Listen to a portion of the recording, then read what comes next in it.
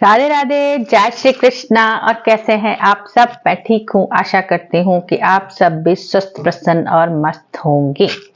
और आज बहुत दिनों बाद मैं ऐसे वीडियो स्टार्टिंग में बोल पा रही हूँ, क्योंकि फिर कभी मौका नहीं मिलता, कभी मैं खुद ही नहीं बोलती, तो नहीं हो पाया। तो आज बहुत दिनों बाद आपसे बात हो पा रही है।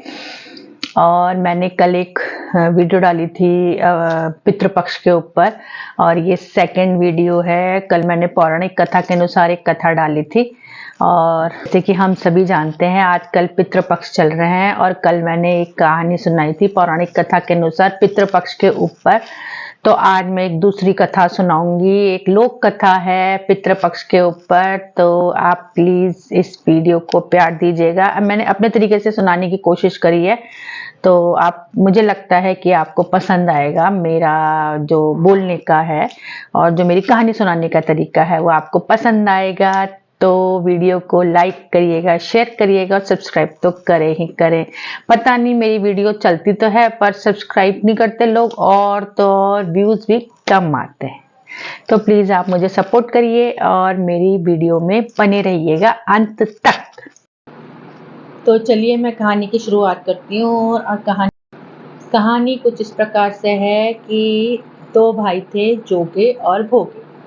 दोनों में बहुत आपस में बहुत प्यार था, पर वो दोनों अलग अलग घर में रहते थे। ठीक है। उनकी, और जो जोगे था वो बहुत अमीर था, और भोगे जो था वो बहुत गरीब था। तो जोगे की जो पत्नी थी उसको अपने धन पे बहुत अहंकार था, बहुत घमंड था। पर भोगे की पत्नी मृदु स्वभाव की थी और सरल स्वभाव की थी। तो इस बीच क्या हुआ कि पितृपक्ष आने लगे। तो पितृपक्ष में क्या हुआ कि जो जोगे की पत्नी थी उसने कहा कि पितृपक्ष आ रहे हैं, और उसने अपने पति से कहा। तो उसके पति ने कहा नहीं नहीं, तुम क्या करोगी, रहने दो, परेशान हो जाओगी, और ये तुम नहीं कर पाओगी, और छोड़ो, रहने दो, बेकार है, ऐसे कहा उसने। तो उसकी पत्नी ने कहा नहीं भाई, लोग क्या कहेंगे हमसे कि हमने पितृपक्ष भी नहीं बनाया और हमने अपने पूर्वजों को भी नहीं याद किया, तो वो खाली हमको बदनाम करेंगे। तो उसकी पत्नी के कहने पर उसने कहा कि ठीक है तुम कर लो, पर देख लो तुम। तो उसकी पत्नी ने कहा नहीं नहीं, मैं भोगे की पत्नी को बुलाऊंगी और वो मेरे संग थोड़ी मदद कर देगी और हम दोनों मिलके कर लेंगे। और क्योंकि उसको अपने अपने रिश्तेदारों को दिखाना था, अपने मायके वालों को बुलाना था, अपने जितना भी ताम झाम उसने अपने घर में जो, मतलब अहंकार वश उसने जो दिखाना था चीज़ें, तो उसने अपने रिश्तेदारों को बुलाना था। इसी बहाने वो बुला सकती थी। तो उसने अपनी पत्नी को बुला लूँगी और हम दोनों मिलके काम कर लेंगे, आप परेशान मत हो। तो उसने अपने रिश्तेदारों को निमंत्रण दे दिया। ठीक है। और भोगे की पत्नी को बुलाया, और बेचारी वो सुबह सुबह अपने उसके घर में आई और 10 तरह के व्यंजन बनाए, अच्छे अच्छे व्यंजन बनाए, और फिर वो अपने घर चली गई। तो क्या हुआ, तो कुछ नहीं खाने को, क्या करती है वो बेचारी। तो उसने क्या करा, अघियारी जो होता है, राख वगैरह होती है, वही उसी में खा अपना बर्तन चढ़ाया, और बस वो भूखे प्यासे ही रह गए थे। और दूसरी तरफ क्या हुआ कि जो जोगे की पत्नी थी उसने बहुत प्रकार के व्यंजन बनाए थे, उसके रिश्तेदार भी आए थे, उन्होंने वो खाना जीम रहे थे, वो खाना खा रहे थे। तो पितर नीचे आए धरती पर, और तो उन्होंने देखा कि वो लोग तो सब उसके रिश्तेदार खाने, उसके मायके वाले सब खाने पे लगे हुए हैं, और उनकी कोई पूछ नहीं हो रही है, उनको कोई पूछा ही नहीं, उनको जीने के लिए कुछ करा भी नहीं था। तो वो लोग बड़े दुखी मन से भोगे के घर गए। तो भोगे के घर में तो खाने को कुछ था ही नहीं, क्योंकि वो बेचारे गरीब लोग, है ना, 2 टाइम की रोटी भी नहीं बना पा रहे थे, तो वो उनको क्या जीमते।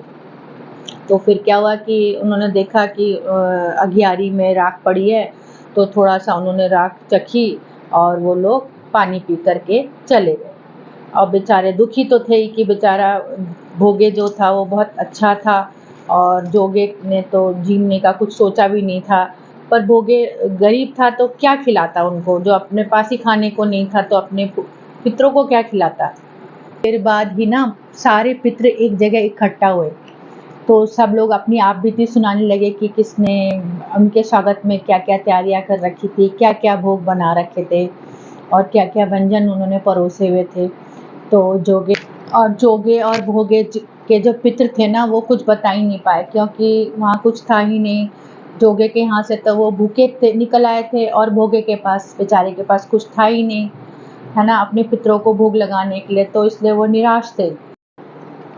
वो सोच रहे थे यदि भोगे के घर कुछ खाने को होता, यदि वो इतना सामर्थ्यवान होता तो वो शायद भूखे नहीं आते। तो वो सोच रहे थे कि हम भोगे के लिए क्या करें, वो क्या हम उसके लिए ऐसा कर दें, क्या उसको ऐसा आशीर्वाद दे दें कि वो जो संपन्न हो जाए, सामर्थ्यवान हो जाए। और अचानक वो लोग ना सब झूम झूम के नाचने लगे, सारे पितर उनके, और कहने लगे कि आप भोगे के घर धन आ जाए, भोगा संपन्न हो जाए और उसको बहुत सारा धन मिल जाए। बस ऐसा ही करके वो नाचने लगे।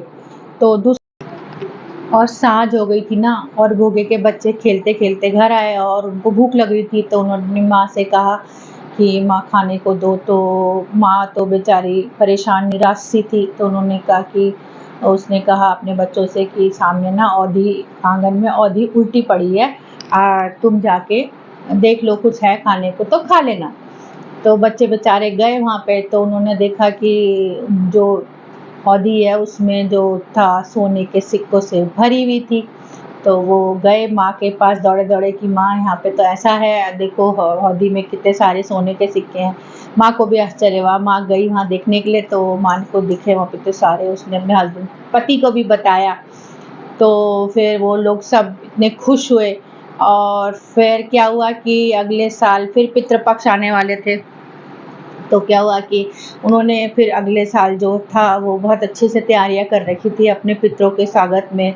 पितर जब आए तो इतने खुश हुए, उन अपने स्वागत की तैयारियां देख करके उन्होंने बहुत सारे उन भोगे को बहुत सारे आशीर्वाद दिए, और उसने अपने बड़े भाई साहब और अपनी बड़े भाभी के लिए सोने की थाली में उनके लिए भोजन परोसा था। तो वो उनको इतना धनवान देखकर पत्र बहुत खुश हुए, और अपने स्वागत को देखकर वो बहुत ही खुश हुए, उनको बहुत ढेर सारा आशीर्वाद दिया, बहुत सारी शुभकामनाएं दी, और भोगे पितरों के आशीर्वाद से संपन्न हुआ।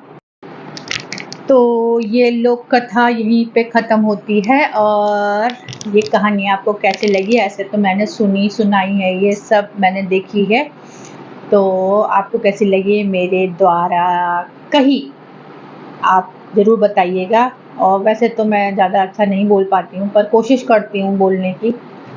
तो ये कहानी यहीं संपन्न होती है। अब मैं कल फिर कोई एक नई कहानी के साथ आऊँगी, पितृपक्ष के ही ऊपर मैं कुछ बोलूँगी।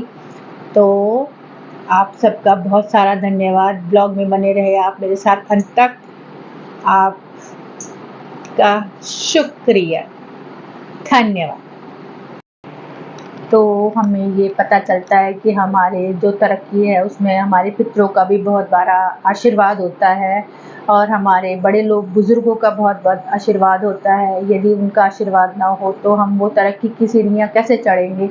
तो कोई ना कोई हमारे बैकअप के रूप में हमारे साथ रहता है हमेशा, उनका आशीर्वाद, ये मैं जानती हूँ, ठीक है। और बड़े बुजुर्गों के आशीर्वाद के साथ ही हमारे सर पे भगवान का साया तो होता ही है। यदि वो सब मिलकर के हमको आशीर्वाद न दें, भगवान और हमारे साथ हमारे बुजुर्ग, हमारे पितर न रह जाएं हमारे साथ में, तो हम कैसे आगे तरक्की की सीढ़ियाँ चढ़ेंगे? तो मेरा ये मानना है कि हमारी तरक्की में, हमारे बच्चों की तरक्की में इन सब का साथ बहुत ज़रूरी है। भगवान का साथ, हमारे बुजुर्गों का साथ, और हमारे जो पितर हैं उनका साथ तो बहुत ज़रूरी है, उनका आशीर्वाद बहुत ज़रूरी है, तभी हम जीवन में कुछ कर पाते हैं, ऐसा मेरा मानना है। और आपका क्या है? आप बताइए। धन्यवाद।